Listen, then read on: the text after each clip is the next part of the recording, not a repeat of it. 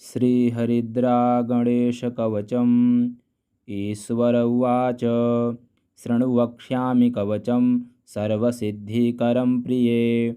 पठित्वा पाठयित्वा च मुच्यते सर्वसङ्कटात्। अज्ञात्वा कवचं देवी गणेशस्य मनुः जपेत्। सिद्धिर्न जायते तस्य कल्पकोटिशतैरपि। ॐ आमोदश्च शिरः पातु प्रमोदश्च शिखोपरि। सम्मोदो भ्रूयुगे पातु भ्रूमध्ये च गणाधिपः। गणाक्रीणो नेत्रयुगं नासायां गणनायकः। गणक्रीणान्वितः पातु वदने सर्वसिद्धये। जिह्वायां सुमुखः पातु ग्रीवायां दुर्मुखः सदा। विघ्नेशो हृदये पातु विघ्ननाथश्च वक्षसि। गणानां नायकः पातु बाहुयुग्मं सदा मम। विघ्नकर्ता च ह्युदरे विघ्नहर्ता च लिङ्गके। गजवक्त्रः कटिदेशे एकदन्तो नितम्बके। लम्बोदरः सदा पातु गुह्यदेशो ममारुणः। व्यालयज्ञोपवीतिमां पातु पादयुगे सदा। जापकः सर्वदा पातु जानुजङ्घे गणाधिपः।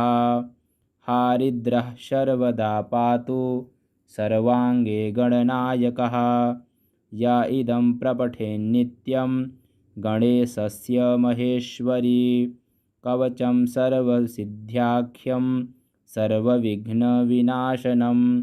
सर्वसिद्धिकरं साक्षात् सर्वपापविमोचनं। सर्वसम्पत्प्रदं साक्षात् सर्वदुःखविमोक्षणं। सर्वापत्तिप्रशमनं सर्वशत्रुक्षयङ्करं। ग्रहपीडाज्वरारोगा ये चान्ये गुह्यकादयः। पठनाद्धारणादेव नाशमायन्ति तत्क्षणात्। धनधान्यकरं देवी कवचं सुरपूजितं। समं नास्ति महेशानि त्रैलोक्ये कवचस्य च। हारिद्रस्य महादेवी विघ्नराजस्य भूतले। किमन्यैरसदालापैर्यत्रायुर्व्ययतामियात्। श्रीगणेशार्पणमस्तु। श्रीहरिद्रागणेशकवचम्। ईश्वर उवाच शृणु वक्ष्यामि कवचं सर्वसिद्धिकरं प्रिये। पठित्वा पाठयित्वा च मुच्यते सर्वसङ्कटात्। अज्ञात्वा कवचं देवी गणेशस्य मनुः जपेत्। सिद्धिर्न जायते तस्य कल्पकोटिशतैरपि। ॐ आमोदश्च शिरः पातु प्रमोदश्च शिखोपरि। सम्मोदो भ्रूयुगे पातु भ्रूमध्ये च गणाधिपः। गणाक्रीणो नेत्रयुगं नासायां गणनायकः। गणक्रीणान्वितः पातु वदने सर्वसिद्धये। जिह्वायां सुमुखः पातु ग्रीवायां दुर्मुखः सदा। विघ्नेशो हृदये पातु विघ्ननाथश्च वक्षसि। गणानां नायकः पातु बाहुयुग्मं सदा मम। विघ्नकर्ता च ह्युदरे विघ्नहर्ता च लिङ्गके। गजवक्त्रः कटिदेशे एकदन्तो नितम्बके। लम्बोदरः सदा पातु गुह्यदेशो ममारुणः। व्यालयज्ञोपवीतिमां पातु पादयुगे सदा। जापकः सर्वदा पातु जानुजङ्घे गणाधिपः। हारिद्रः सर्वदा पातु सर्वाङ्गे गणनायकः। य इदं प्रपठेन्नित्यं गणेशस्य महेश्वरी। कवचं सर्वसिद्ध्याख्यं सर्वविघ्नविनाशनं। सर्वसिद्धिकरं साक्षात् सर्वपापविमोचनं। सर्वसम्पत्प्रदं साक्षात् सर्वदुःखविमोक्षणं सर्वापत्तिप्रशमनं सर्वशत्रुक्षयङ्करं ग्रहपीडाज्वरारोगा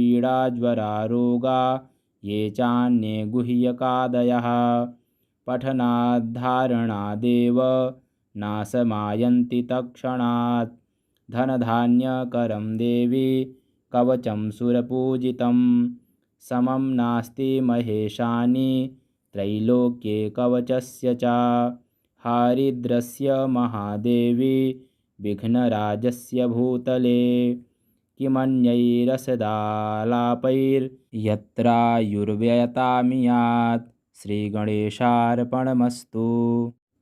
श्रीहरिद्रागणेशकवचम् ईश्वर उवाच शृणु वक्ष्यामि कवचं सर्वसिद्धिकरं प्रिये पठित्वा पाठयित्वा च मुच्यते सर्वसङ्कटात् अज्ञात्वा कवचं देवी गणेशस्य मनुः जपेत् सिद्धिर्न जायते तस्य कल्पकोटिशतैरपि ॐ आमोदश्च शिरः पातु प्रमोदश्च शिखोपरि सम्मोदो भ्रूयुगे पातु भ्रूमध्ये च गणाधिपः गणाक्रीणो नेत्रयुगं नासायां गणनायकः गणक्रीणान्वितः पातु वदने सर्वसिद्धये जिह्वायां सुमुखः पातु ग्रीवायां दुर्मुखः सदा विघ्नेशो हृदये पातु विघ्ननाथश्च वक्षसि गणानां नायकः पातु बाहुयुग्मं सदा मम विघ्नकर्ता च ह्युदरे विघ्नहर्ता च लिङ्गके गजवक्त्रः कटिदेशे एकदन्तो नितम्बके लम्बोदरः सदा पातु गुह्यदेशो ममारुणः व्यालयज्ञोपवीतिमां पातु पादयुगे सदा जापकः सर्वदा पातु जानुजङ्घे गणाधिपः हारिद्रः सर्वदा पातु सर्वाङ्गे गणनायकः य इदं प्रपठेन्नित्यं गणेशस्य महेश्वरी कवचं सर्वसिद्ध्याख्यं सर्वविघ्नविनाशनं सर्वसिद्धिकरं साक्षात् सर्वपापविमोचनं सर्वसम्पत्प्रदं साक्षात् सर्वदुःखविमोक्षणं सर्वापत्तिप्रशमनं सर्वशत्रुक्षयङ्करं ग्रहपीडाज्वरारोगा ये चान्ये गुह्यकादयः पठनाद्धारणादेव नाशमायन्ति तत्क्षणात् धनधान्यकरं देवी कवचं सुरपूजितं समं नास्ति महेशानि त्रैलोक्ये कवचस्य च हारिद्रस्य महादेवी विघ्नराजस्य भूतले किमन्यैरसदालापैर्यत्रायुर्व्ययतामियात् श्रीगणेशार्पणमस्तु।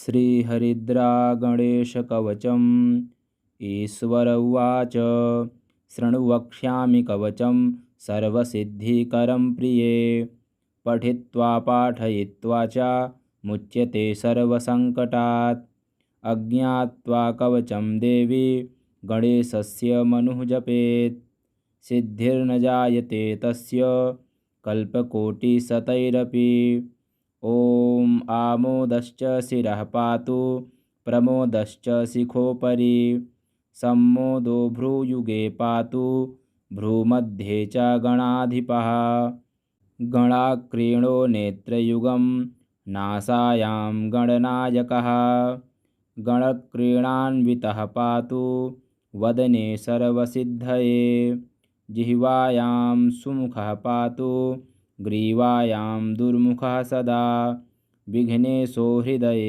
पातु विघ्ननाथश्च वक्षसि गणानां नायकः पातु बाहुयुग्मं सदा मम विघ्नकर्ता च ह्युदरे विघ्नहर्ता च लिङ्गके गजवक्त्रः कटिदेशे एकदन्तो नितम्बके लम्बोदरः सदा पातु गुह्यदेशो ममारुणः व्यालयज्ञोपवीति मां पातु पादयुगे सदा जापकः सर्वदा पातु जानुजङ्घे गणाधिपः हारिद्रः सर्वदा पातु सर्वाङ्गे गणनायकः य इदं प्रपठेन्नित्यं गणेशस्य महेश्वरी कवचं सर्वसिद्ध्याख्यं सर्वविघ्नविनाशनं सर्वसिद्धिकरं साक्षात् सर्वपापविमोचनं सर्वसम्पत्प्रदं साक्षात् सर्वदुःखविमोक्षणं सर्वापत्तिप्रशमनं सर्वशत्रुक्षयङ्करं ग्रहपीडाज्वरारोगा ये चान्ये गुह्यकादयः पठनाद्धारणादेव नाशमायन्ति तत्क्षणात् धनधान्यकरं देवी कवचं सुरपूजितं समं नास्ति महेशानि त्रैलोक्ये कवचस्य च हारिद्रस्य महादेवी विघ्नराजस्य भूतले किमन्यैरसदालापैर्यत्रायुर्व्ययतामियात् श्रीगणेशार्पणमस्तु।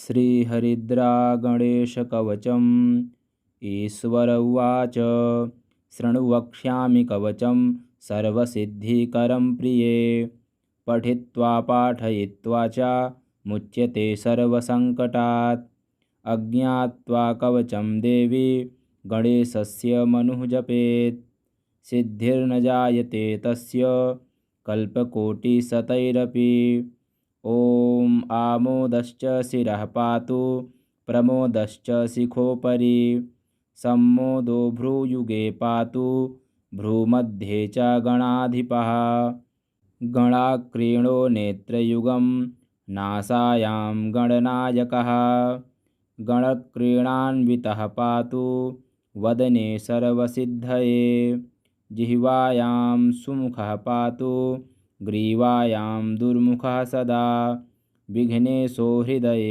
पातु विघ्ननाथश्च वक्षसि गणानां नायकः पातु बाहुयुग्मं सदा मम विघ्नकर्ता च ह्युदरे विघ्नहर्ता च लिङ्गके गजवक्त्रः कटिदेशे एकदन्तो नितम्बके लम्बोदरः सदा पातु गुह्यदेशो ममारुणः व्यालयज्ञोपवीति मां पातु पादयुगे सदा जापकः सर्वदा पातु जानुजङ्घे गणाधिपः हारिद्रः सर्वदा पातु सर्वाङ्गे गणनायकः य इदं प्रपठेन्नित्यं गणेशस्य महेश्वरी कवचं सर्वसिद्ध्याख्यं सर्वविघ्नविनाशनं सर्वसिद्धिकरं साक्षात् सर्वपापविमोचनं सर्वसम्पत्प्रदं साक्षात् सर्वदुःखविमोक्षणं सर्वापत्तिप्रशमनं सर्वशत्रुक्षयङ्करं ग्रहपीडाज्वरारोगा ये चान्ये गुह्यकादयः पठनाद्धारणादेव नाशमायन्ति तत्क्षणात् धनधान्यकरं देवी कवचं सुरपूजितं समं नास्ति महेशानि त्रैलोक्ये कवचस्य च हारिद्रस्य महादेवी विघ्नराजस्य भूतले किमन्यैरसदालापैर्यत्रायुर्व्ययतामियात् श्रीगणेशार्पणमस्तु। श्रीहरिद्रा गणेशकवचम् ईश्वर उवाच शृणु वक्ष्यामि कवचं सर्वसिद्धिकरं प्रिये पठित्वा पाठयित्वा च मुच्यते सर्वसङ्कटात् अज्ञात्वा कवचं देवी गणेशस्य मनुः जपेत् सिद्धिर्न जायते तस्य कल्पकोटिशतैरपि ॐ आमोदश्च शिरः पातु प्रमोदश्च शिखोपरि सम्मोदो भ्रूयुगे पातु भ्रूमध्ये च गणाधिपः गणाक्रीणो नेत्रयुगं नासायां गणनायकः गणक्रीणान्वितः पातु वदने सर्वसिद्धये जिह्वायां सुमुखः पातु ग्रीवायां दुर्मुखः सदा विघ्नेशो हृदये पातु विघ्ननाथश्च वक्षसि गणानां नायकः पातु बाहुयुग्मं सदा मम विघ्नकर्ता च ह्युदरे विघ्नहर्ता च लिङ्गके गजवक्त्रः कटिदेशे एकदन्तो नितम्बके लम्बोदरः सदा पातु गुह्यदेशो ममारुणः व्यालयज्ञोपवीतिमां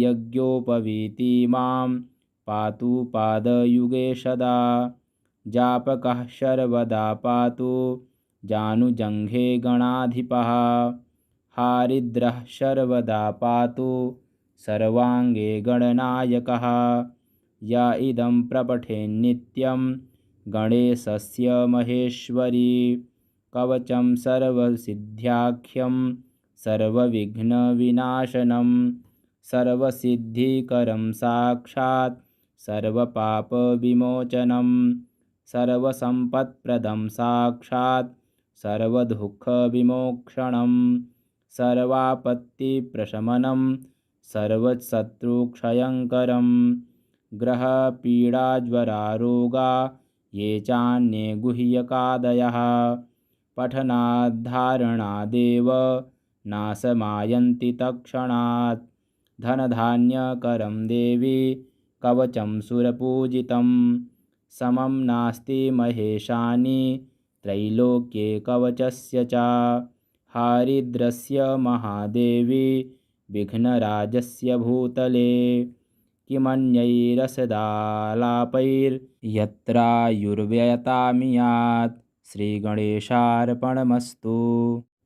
श्रीहरिद्रागणेशकवचम् ईश्वर उवाच शृणु वक्ष्यामि कवचं सर्वसिद्धिकरं प्रिये पठित्वा पाठयित्वा च मुच्यते सर्वसङ्कटात् अज्ञात्वा कवचं देवी गणेशस्य मनुः जपेत् सिद्धिर्न जायते तस्य कल्पकोटिशतैरपि ॐ आमोदश्च शिरः पातु प्रमोदश्च शिखोपरि सम्मोदो भ्रूयुगे पातु भ्रूमध्ये च गणाधिपः गणाक्रीणो नेत्रयुगं नासायां गणनायकः गणक्रीणान्वितः पातु वदने सर्वसिद्धये जिह्वायां सुमुखः पातु ग्रीवायां दुर्मुखः सदा विघ्नेशो हृदये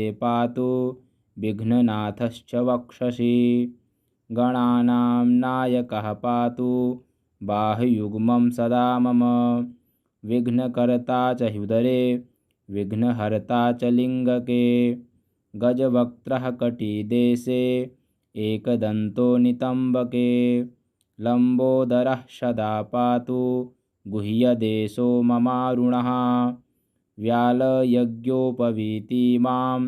पातु पादयुगे सदा जापकः सर्वदा पातु जानुजङ्घे गणाधिपः हारिद्रः सर्वदा पातु सर्वाङ्गे गणनायकः य इदं प्रपठेन्नित्यं गणेशस्य महेश्वरी कवचं सर्वसिद्ध्याख्यं सर्वविघ्नविनाशनं सर्वसिद्धिकरं साक्षात् सर्वपापविमोचनं सर्वसम्पत्प्रदं साक्षात् सर्वदुःखविमोक्षणं सर्वापत्तिप्रशमनं सर्वशत्रुक्षयङ्करं ग्रहपीडाज्वरारोगा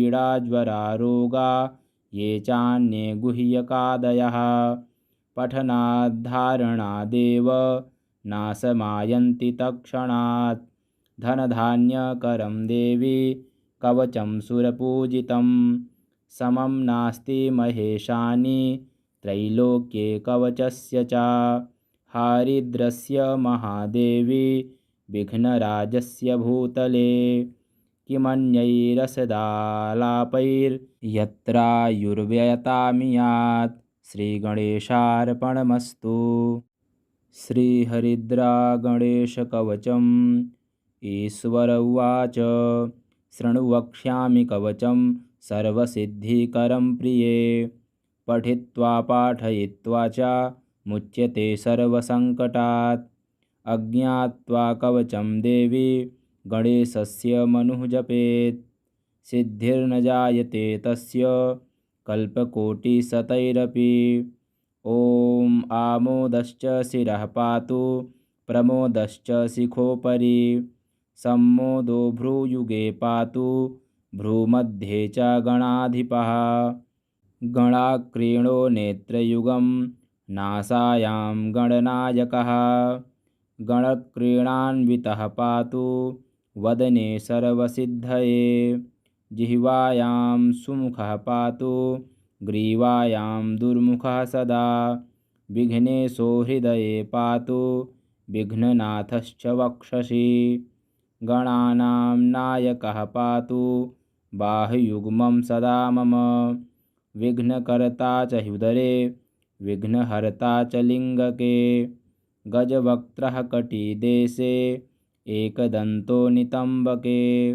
लम्बोदरः सदा पातु गुह्यदेशो ममारुणः।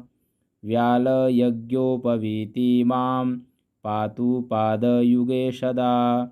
जापकः सर्वदा पातु जानुजङ्घे गणाधिपः। हारिद्रः सर्वदा पातु सर्वाङ्गे गणनायकः। य इदं प्रपठेन्नित्यं गणेशस्य महेश्वरी। कवचं सर्वसिद्ध्याख्यं सर्वविघ्नविनाशनं। सर्वसिद्धिकरं साक्षात् सर्वपापविमोचनं। सर्वसम्पत्प्रदं साक्षात् सर्वदुःखविमोक्षणं। सर्वापत्तिप्रशमनं सर्वशत्रुक्षयङ्करं। ग्रहपीडाज्वरारोगा ये चान्ये गुह्यकादयः। पठनाद्धारणादेव नाशमायन्ति तत्क्षणात्। धनधान्यकरं देवी कवचं सुरपूजितं। समं नास्ति महेशानि त्रैलोक्ये कवचस्य च। हारिद्रस्य महादेवी विघ्नराजस्य भूतले किमन्यैरसदालापैर्यत्रायुर्व्ययतामियात् श्रीगणेशार्पणमस्तु। श्रीहरिद्रा गणेशकवचम्। ईश्वर उवाच शृणु वक्ष्यामि कवचं सर्वसिद्धिकरं प्रिये। पठित्वा पाठयित्वा च मुच्यते सर्वसङ्कटात्। अज्ञात्वा कवचं देवी गणेशस्य मनुः जपेत्। सिद्धिर्न जायते तस्य कल्पकोटिशतैरपि। ॐ आमोदश्च शिरः पातु प्रमोदश्च शिखोपरि। सम्मोदो भ्रूयुगे पातु भ्रूमध्ये च गणाधिपः। गणाक्रीणो नेत्रयुगं नासायां गणनायकः। गणक्रीणान्वितः पातु वदने सर्वसिद्धये। जिह्वायां सुमुखः पातु ग्रीवायां दुर्मुखः सदा। विघ्नेशो हृदये पातु विघ्ननाथश्च वक्षसि। गणानां नायकः पातु बाहुयुग्मं सदा मम। विघ्नकर्ता च ह्युदरे विघ्नहर्ता च लिङ्गके। गजवक्त्रः कटिदेशे एकदन्तो नितम्बके। लम्बोदरः सदा पातु गुह्यदेशो ममारुणः। व्यालयज्ञोपवीतिमां पातु पादयुगे सदा। जापकः सर्वदा पातु जानुजङ्घे गणाधिपः। हारिद्रः सर्वदा पातु सर्वाङ्गे गणनायकः। य इदं प्रपठेन्नित्यं गणेशस्य महेश्वरी। कवचं सर्वसिद्ध्याख्यं सर्वविघ्नविनाशनं सर्वसिद्धिकरं साक्षात् सर्वपापविमोचनं सर्वसम्पत्प्रदं साक्षात् सर्वदुःखविमोक्षणं सर्वापत्तिप्रशमनं सर्वशत्रुक्षयङ्करं ग्रहपीडाज्वरारोगा ये चान्ये गुह्यकादयः पठनाद्धारणादेव नाशमायन्ति तत्क्षणात् धनधान्यकरं देवी कवचं सुरपूजितं समं नास्ति महेशानि त्रैलोक्ये कवचस्य च हारिद्रस्य महादेवी विघ्नराजस्य भूतले किमन्यैरसदालापैर्यत्रायुर्व्ययतामियात् श्रीगणेशार्पणमस्तु। श्रीहरिद्रागणेशकवचम् ईश्वर उवाच शृणु वक्ष्यामि कवचं सर्वसिद्धिकरं प्रिये पठित्वा पाठयित्वा च मुच्यते सर्वसङ्कटात् अज्ञात्वा कवचं देवी गणेशस्य मनुः जपेत् सिद्धिर्न जायते तस्य कल्पकोटिशतैरपि ॐ आमोदश्च शिरः पातु प्रमोदश्च शिखोपरि सम्मोदो भ्रूयुगे पातु भ्रूमध्ये च गणाधिपः गणाक्रीणो नेत्रयुगं नासायां गणनायकः गणक्रीणान्वितः पातु वदने सर्वसिद्धये जिह्वायां सुमुखः पातु ग्रीवायां दुर्मुखः सदा विघ्नेशो हृदये पातु विघ्ननाथश्च वक्षसि गणानां नायकः पातु बाहुयुग्मं सदा मम विघ्नकर्ता च ह्युदरे विघ्नहर्ता च लिङ्गके गजवक्त्रः कटिदेशे एकदन्तो नितम्बके लम्बोदरः सदा पातु गुह्यदेशो ममारुणः व्यालयज्ञोपवीतिमां पातु पादयुगे सदा जापकः सर्वदा पातु जानुजङ्घे गणाधिपः हारिद्रः सर्वदा पातु सर्वाङ्गे गणनायकः य इदं प्रपठेन्नित्यं गणेशस्य महेश्वरी कवचं सर्वसिद्ध्याख्यं सर्वविघ्नविनाशनं सर्वसिद्धिकरं साक्षात् सर्वपापविमोचनं सर्वसम्पत्प्रदं साक्षात् सर्वदुःखविमोक्षणं सर्वापत्तिप्रशमनं सर्वशत्रुक्षयङ्करं ग्रहपीडाज्वरारोगा ये चान्ये गुह्यकादयः पठनाद्धारणादेव नाशमायन्ति तत्क्षणात् धनधान्यकरं देवी कवचं सुरपूजितं समं नास्ति महेशानि त्रैलोक्ये कवचस्य च हारिद्रस्य महादेवी विघ्नराजस्य भूतले किमन्यैरसदालापैर्यत्रायुर्व्ययतामियात् श्रीगणेशार्पणमस्तु।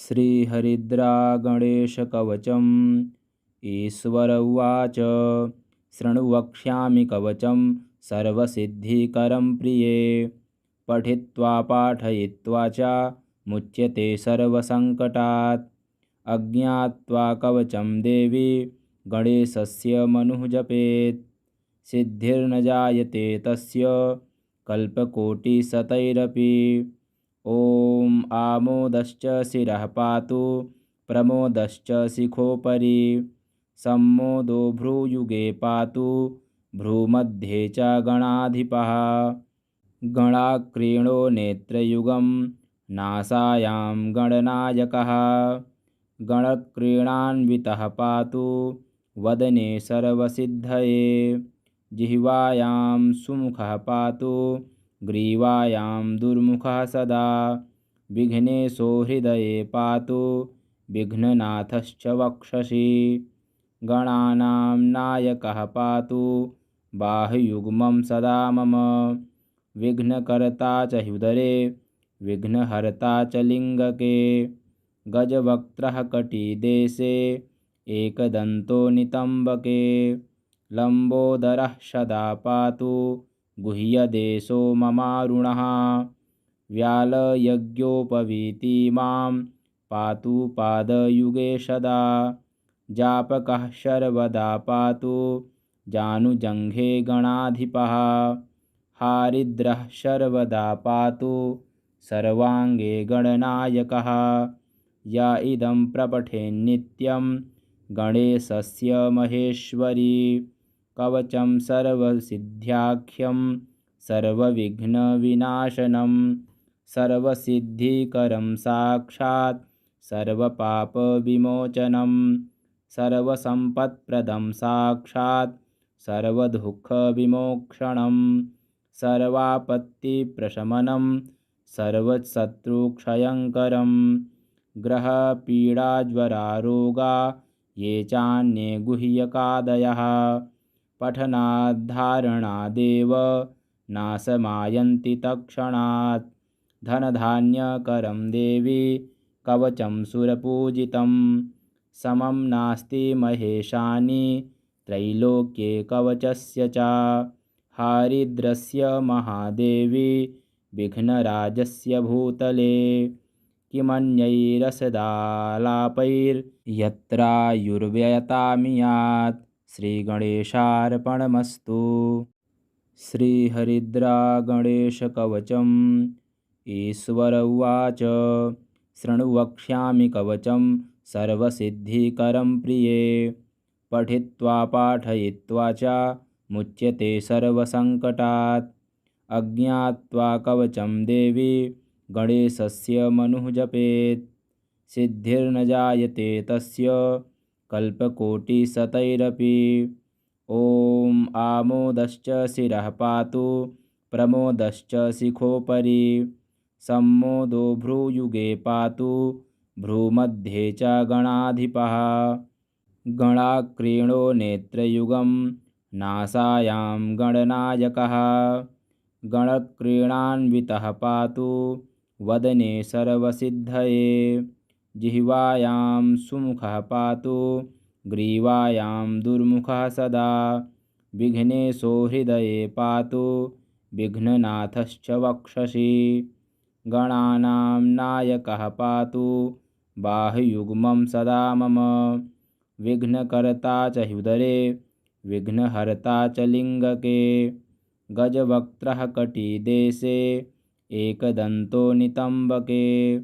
लम्बोदरः सदा पातु गुह्यदेशो ममारुणः।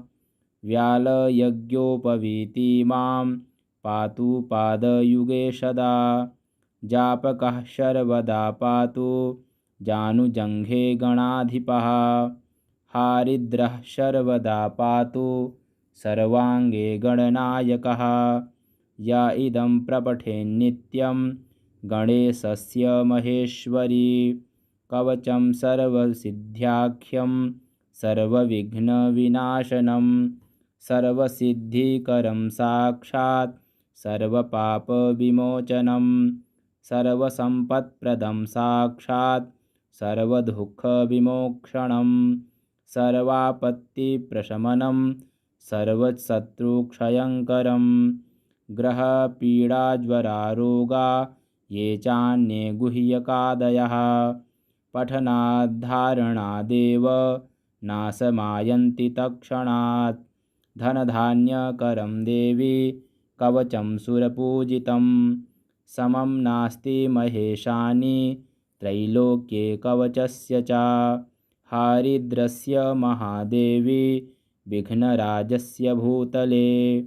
किमन्यैरसदालापैर्यत्रायुर्व्ययतामियात्। श्रीगणेशार्पणमस्तु।